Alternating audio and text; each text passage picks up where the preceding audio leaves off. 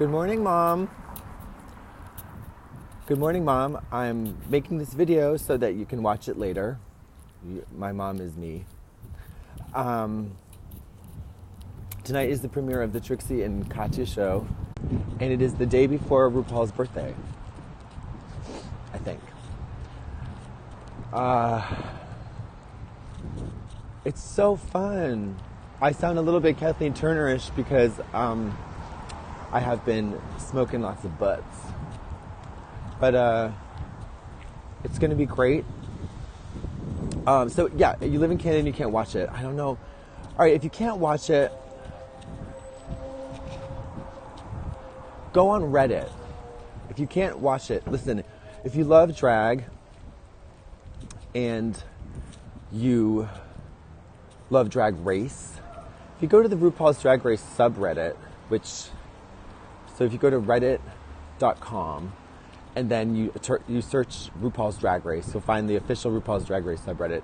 They must know. They know all the sickening tea. Do you love tea? Do you like drinking tea? If they don't know how to do it, nobody does. Like, basically, I think that's the gist about Reddit. I stopped reading Reddit, and it was a very hard situation. It was a very hard thing to do. It was a very hard thing to do because they like me, and that's very seductive. But there's a small percentage of people on there who know exactly where I'm coming from. And that's even more seductive, and that's scarier because if you have a bad day and you do if you do a thing that doesn't work and they see it, they will discuss it. They'll not rip it apart, but they will dissect it and blah, blah, blah. And if you're feeling vulnerable, don't go look at that because it's like, oh wow, yeah, I'm a loser.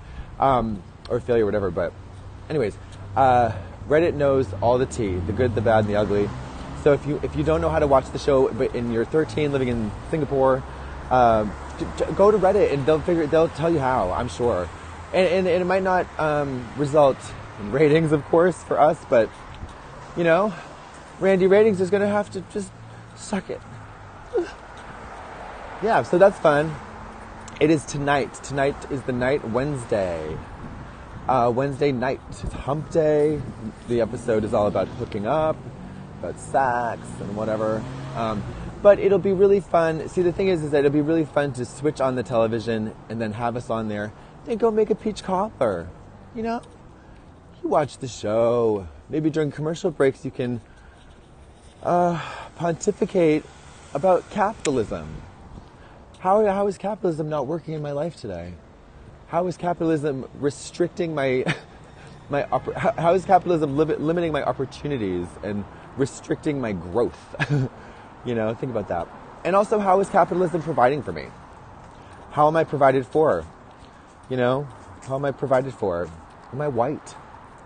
If you are a white person, capitalism is for you. And only you. So think about that. Also, laugh. I'm walking around, I'm doing this unintentional kind of really, perhaps concerning loop around my hotel because there are some beautiful little things on the sidewalk that say little sayings that I think are helpful. One of them was speak only truth. That was lovely. And also my calves are burning because I've been walking up hills for the last 2 days nonstop in San Francisco. We're in San Francisco right now. So watch it tonight. I don't need to tell you not to judge it because that's stupid. I want you to judge it and dissect it and then till the cows come home. I want you to give us the courtesy of doing that. That'd be great. And then that's it. Watch it. Have a party with your friends. Dress up. Do something stupid that doesn't hurt anybody. These hills are great. You don't have to go to the gym if you walk around all day. That's kind of the truth. Cool. Jose, what's up? So excited. Good. Use VPN. Mama, see, there you go. You don't even have to go over to Reddit. We got the answers right here. See, this is how... Mama, this is amazing. So let me tell you about this phenomenon. And people ask me all the time, not all the time, but maybe 3 times. What would it mean to you, to me, to grow up with this show on the air, and Drag Race on the air? And I think the question is, what would it mean to you to see a couple of drag queens from a drag show like RuPaul's Drag Race that was slow going in its success, that they can have a show of their own? And the symbolism and the cultural impact is not lost on any Ru girl. Sonique, and you know what? The most wonderful thing about this show, let me tell you, this is the absolute tea. The most wonderful thing about this show is not the show, although it is. It's the fact that when I've been traveling around to gigs, and when we did, we were all together at that Puerto Rico gig. By the way, Miss Fifi O'Hara turned the party 80 grand. And you know, I don't have enough to say about that, because that was the best drag show I have ever done in my life. But getting back to the show, people ask me, what would it mean to you to be a kid growing up with that? And I don't know.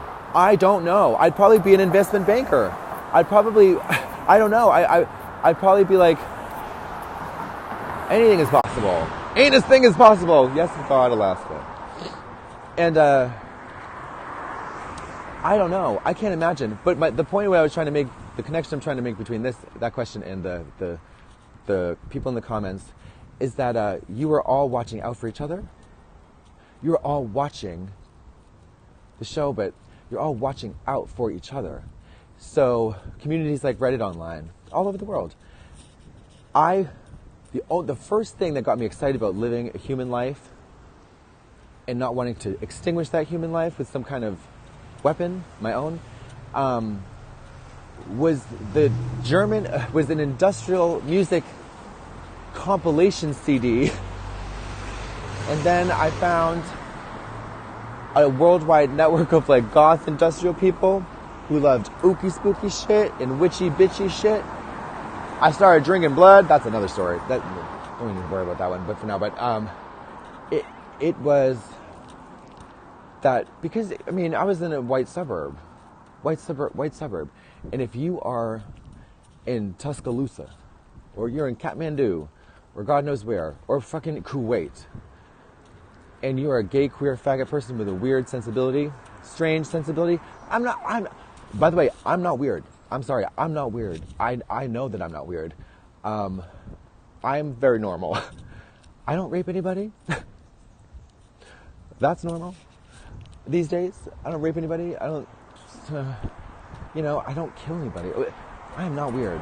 So, I treat everybody with respect.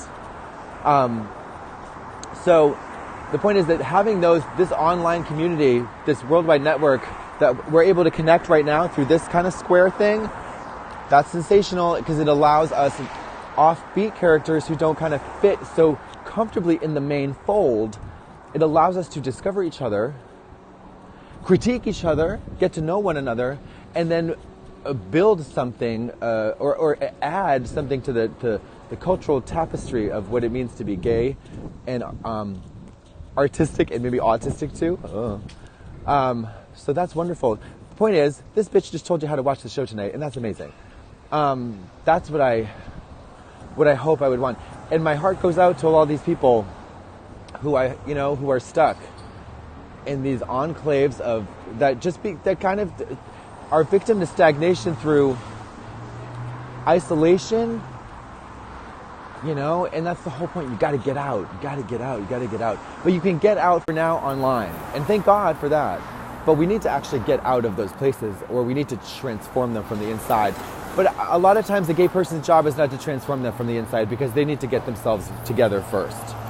Which is why there should be a national endowment for anybody who identifies as homosexual or queer or something. That needs to be expanded, obviously, nowadays. But to move to an urban center, I mean, that's the real... San Francisco, mama? Fuck. I mean... Somebody was telling me about how the mental illness and the homelessness is still a thing because of the Reagan shit that went on during the Reagan era.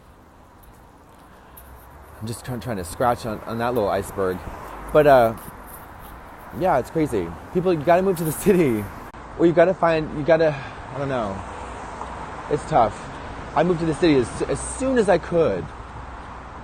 As soon as I could. Yeah, weird and normal are obviously not even like really that's what's the point nowadays. It's like, are you a raper or not? Jesus Christ. Fuck. Don't rape nobody. Fuck. Okay. Well, tune in tonight. I'm on the sidewalk. I'm on the sidewalk. Thank you. So tune in tonight, Trixie and Katya Show. Hope we get a second season. You know, if we don't, whatever, we'll move on. But it'll be fun. Trixie's excited about it. We're here doing Peaches Christ Show. Ugh, that in itself is a dream come true. Because Peaches she's a goddess. And she's like a saint. And she's so funny. And it's so fun. And it's the perfect drag stage show presentation because there's so much work that goes into it. There's so many moving parts. There's so many participating bodies. And it's not meant to be perfect. You know what I mean? Because it's like drag and perfection are not, that's not the point. Like Vogue magazine has to be perfection. It's got to be perfect. That's why Anna Wintour is that way. Because it's perfection. It's excellence. Anna Wintour has to oversee all that. Mama, we're on the cover of Vogue magazine, okay? Bog magazine. It is like Keira Knightley in a Vera Wang gown with shit all over her neck for some reason. Take off that neck bracelet, you wouldn't even know why she's wearing it. There's shit all over her neck. Nobody has the heart to ask Keira, Miss Knightley, may I just wipe up? And she goes, no! And then they snap the picture, and that's Vogue magazine, okay? I'm gonna go get some breakfast. So happy Trixie and Katya Day. Happy Rue Day tomorrow, I believe. Happy Rue. Happy birthday, Rue. I don't have enough time to talk about RuPaul right now because there are not enough emotions. There are not enough adjectives in the English language to describe the love and gratitude I feel towards Miss RuPaul Andre Charles. So thank you, Rue, and happy birthday.